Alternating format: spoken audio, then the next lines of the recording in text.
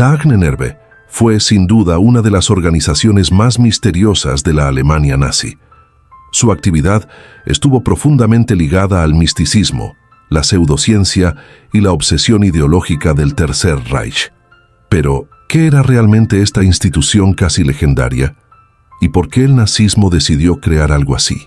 Antes de comenzar, suscríbete al canal, activa la campanita y únete a nuestra comunidad privada para acceder a videos exclusivos, investigaciones especiales y contenido que no publicamos aquí. Para entenderlo, primero debemos regresar a 1918. Alemania acaba de perder la Primera Guerra Mundial. El país se hunde en el caos político, económico y social, y en medio de aquella humillación colectiva comenzó a crecer algo peligroso: el interés por el ocultismo. En Múnich apareció una sociedad secreta llamada Sociedad Thule. Su fundador, Rudolf von Sebottendorf, era una figura extraña incluso para su época. Místico, ocultista y obsesionado con teorías conspirativas. Los miembros de Thule creían que, tras la destrucción de la mítica Atlántida, sus habitantes habían emigrado hacia una isla desconocida llamada Thule. Nadie sabía exactamente dónde estaba. Tal vez cerca de Islandia, tal vez en Groenlandia, o quizá en algún punto perdido de Escandinavia. Según aquella teoría, en Thule había nacido una raza perfecta, los arios. Y aquí aparece algo inquietantemente familiar. Para la sociedad Thule, el verdadero ario era descendiente directo de los atlantes. Los alemanes eran vistos como herederos de una antigua civilización nórdica casi sobrehumana. Por eso la organización comenzó a buscar supuestas pruebas arqueológicas, culturales y raciales que demostraran ese origen. Desde el principio, la sociedad tuvo un carácter profundamente racista y conspirativo. Más tarde, apareció otra figura importante, Hermann Wirth, un investigador que escribió teorías asegurando que la raza nórdica había dado origen a todo lo valioso de la civilización humana: el lenguaje, la cultura y las bases mismas de la sociedad. Según esa visión, otros pueblos habían deformado y destruido aquel legado mediante mezclas raciales y decadencia cultural. En ese relato, Alemania aparecía como el último gran refugio de la pureza nórdica, y esa ideología comenzó a vestirse con apariencia científica. Se fabricaron pruebas falsas, se manipularon investigaciones y se crearon teorías pseudocientíficas destinadas a justificar la superioridad racial aria. Pero es importante entender algo: la sociedad Thule no estaba formada solamente por excéntricos obsesionados con rituales ocultistas. También atraía profesores, arqueólogos, empresarios e intelectuales. Y así, poco a poco, aquellas ideas comenzaron a infiltrarse en los círculos más altos de Alemania. Después de la derrota y la humillación nacional, la promesa de pertenecer a una raza superior ofrecía algo extremadamente poderoso: una ilusión de grandeza. Con el tiempo, varios futuros miembros importantes del nazismo comenzaron a acercarse a Thule. Uno de ellos fue Rudolf Hess, fanático absoluto de la superioridad aria. Y fue precisamente Hess quien presentó a la sociedad a un joven llamado Adolf Hitler. Hitler encontró rápidamente un lugar cómodo dentro de aquella narrativa racista y nacionalista, y el resto de la historia ya es conocido. Fue en ese ambiente de ocultismo, obsesión racial y pseudociencia, donde comenzó a surgir el movimiento político que más tarde se transformaría en el partido nazi. Incluso uno de sus símbolos principales nació allí, la esvástica. Aunque el símbolo existía desde hacía miles de años en culturas budistas e hinduistas, como representación de armonía y fortuna, la sociedad Thule le dio un nuevo significado ocultista y racial. Y con el tiempo, terminó convirtiéndose en el emblema oficial del nazismo. A medida que Hitler ganaba poder político, también crecían las ideas místicas alrededor del régimen. Y a finales de los años 20, apareció un hombre que llevaría todo aquello a un nivel todavía más oscuro: Heinrich Himmler, uno de los futuros líderes más aterradores del Tercer Reich. Pero Himmler no veía el ocultismo simplemente como propaganda. Él realmente creía en ello. Y esa obsesión terminaría dando origen a una de las organizaciones más extrañas y peligrosas del nazismo, la Ahnenerbe. Con el crecimiento político del nazismo, también creció la influencia de Heinrich Himmler, y a diferencia de Hitler, que muchas veces utilizaba el misticismo como herramienta propagandística, Himmler realmente creía en aquellas ideas. Con el tiempo comenzó a obsesionarse con teorías esotéricas e incluso llegó a creer que era la reencarnación de Enrique el Pajarero, el legendario rey germánico. En 1935, Hermann Wirth organizó una exposición llamada Herencia de los Ancestros Alemanes, donde exhibía piedras rúnicas, símbolos antiguos y supuestas pruebas arqueológicas de una antigua civilización nórdica superior.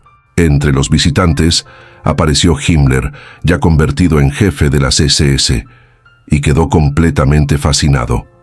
Poco después, decidió apoyar oficialmente aquella organización. Así nació la Ahnenerbe, cuyo nombre puede traducirse como herencia ancestral. ¿Y cuál era su objetivo? En pocas palabras, producir pruebas científicas que demostraran la superioridad de la raza aria. La organización encajaba perfectamente con la propaganda nazi. Pero mientras Hitler veía muchas de aquellas ideas como instrumentos políticos útiles, Himmler las convirtió en una obsesión personal. Fue él quien impulsó la idea de las SS como una especie de orden mística, un nuevo sacerdocio germánico, y junto a él comenzaron a aparecer personajes todavía más extraños. Uno de los más influyentes fue Karl Maria Willigut, aristócrata ocultista y antiguo paciente psiquiátrico. Willigut afirmaba descender directamente del dios Thor y decía poseer recuerdos ancestrales heredados por su linaje. Buscaba templos ocultos y artefactos capaces de otorgar poderes sobrenaturales. Y lo más inquietante es que Himmler le creía. Así comenzó también la obsesión nazi con las runas. El símbolo de las SS, por ejemplo, eran dos runas Sig, asociadas con la victoria y el poder. Pero para Himmler, las runas no eran simples letras antiguas, eran objetos de poder. Sin embargo, en 1936 ocurrió un cambio importante. Hitler comenzó a perder la paciencia con las teorías más absurdas de la Ahnenerbe y criticó duramente a Hermann Wirth. Himmler entendió el mensaje y en 1937 desplazó a Wirth, tomando personalmente el control de la organización. A partir de ese momento, la Ahnenerbe dejó de ser solamente un círculo de ocultistas. Se transformó en un enorme instituto pseudocientífico ligado directamente al aparato del Estado nazi. Se crearon departamentos de arqueología, biología, lingüística, estudios raciales y expediciones científicas. El objetivo de Himmler era claro.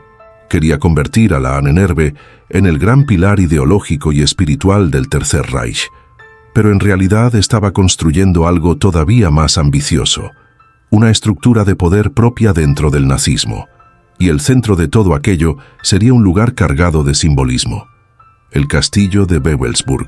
El castillo de Wewelsburg se convirtió en el corazón espiritual de las SS. Desde 1934 quedó bajo control de Himmler y fue transformado en una especie de santuario ideológico destinado a formar a la futura élite nazi. Karl Maria Willigut aseguraba que la zona estaba conectada con antiguos centros sagrados germánicos, y fue allí donde apareció uno de los símbolos más famosos asociados al ocultismo nazi, el llamado Sol Negro. Para Himmler, las SS no debían ser solo una organización militar, debían convertirse en una comunidad de elegidos, una especie de orden sagrada destinada a liderar el futuro imperio ario. Todo importaba: la apariencia física, el origen familiar e incluso las fechas de nacimiento de los hijos. Los miembros de las SS asistían constantemente a sesiones de adoctrinamiento donde aprendían runas, leyendas germánicas y teorías sobre pureza racial. Uno de los objetos más importantes dentro de aquel culto era el anillo de las SS con la calavera y las runas grabadas. Cada anillo era entregado personalmente por Himmler y cuando su portador moría, debía regresar a Wewelsburg para ser guardado ceremonialmente. Mientras tanto, la Ahnenerbe comenzaba a expandirse fuera de Alemania. En 1938, el explorador Ernst Schäfer dirigió una expedición al Tíbet. Oficialmente era un viaje científico, pero el verdadero objetivo era buscar supuestas conexiones raciales entre tibetanos y arios. Los nazis realizaron mediciones de cráneos, recopilaron manuscritos antiguos y alimentaron rumores sobre la búsqueda de la mítica Shambhala. Después de aquella misión se produjo incluso una película propagandística llamada Geheimnis Tibet, el misterio del Tíbet, presentada como prueba de vínculos espirituales entre el Tíbet y la raza aria. La Ahnenerbe también organizó expediciones en Islandia, Escandinavia, Crimea y el Cáucaso, buscando rastros de antiguas civilizaciones germánicas. En Francia, el arqueólogo Otto Rahn llegó a buscar nada menos que el Santo Grial. Y entre todas aquellas reliquias, ninguna generó tanta obsesión como la llamada lanza del destino, la supuesta lanza utilizada para atravesar el cuerpo de Jesús durante la crucifixión. Los nazis estaban convencidos de que quien poseyera aquella reliquia obtendría poder absoluto. Mientras algunos miembros de la Ahnenerbe buscaban reliquias místicas y civilizaciones perdidas, otros comenzaron a trabajar en proyectos mucho más peligrosos. Uno de ellos fue Philipp von Lützelburg, investigador obsesionado con la medicina herbal germánica y supuestos tratamientos arios contra el cáncer. Pero la organización pronto cruzó una línea aterradora.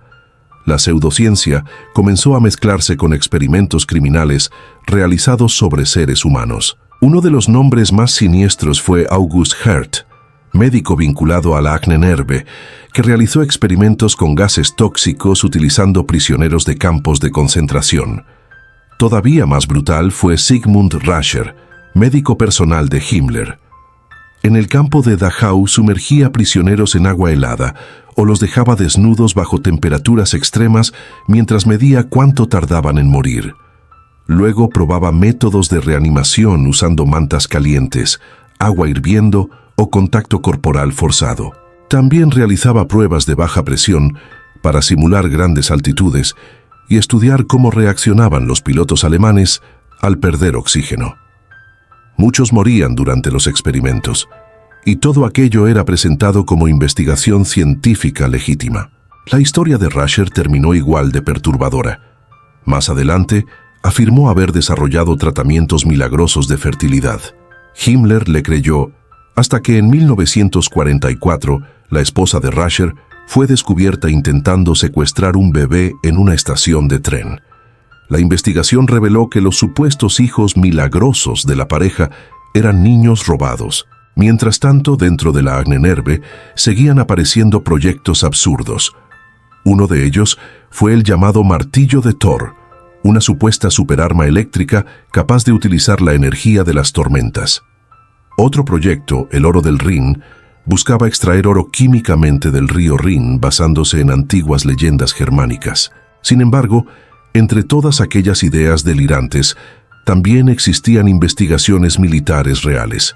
Científicos vinculados a la organización participaron en proyectos relacionados con tecnología avanzada, armas y experimentos militares. Pero para 1945, el Tercer Reich comenzaba a derrumbarse. Heinrich Himmler intentó negociar secretamente con los aliados y liberar prisioneros para salvarse. Cuando Hitler descubrió aquello, lo consideró una traición imperdonable. Himmler intentó escapar utilizando documentos falsos, pero finalmente fue capturado por tropas británicas. Así terminó la historia de la Ahnenerbe, una mezcla de ocultismo, pseudociencia, fanatismo racial y crímenes atroces disfrazados de investigación. La Ahnenerbe no fue solo una curiosidad excéntrica del nazismo, fue una advertencia de lo que ocurre cuando la ideología, el fanatismo y la pseudociencia se combinan con el poder absoluto. Así llegamos al final.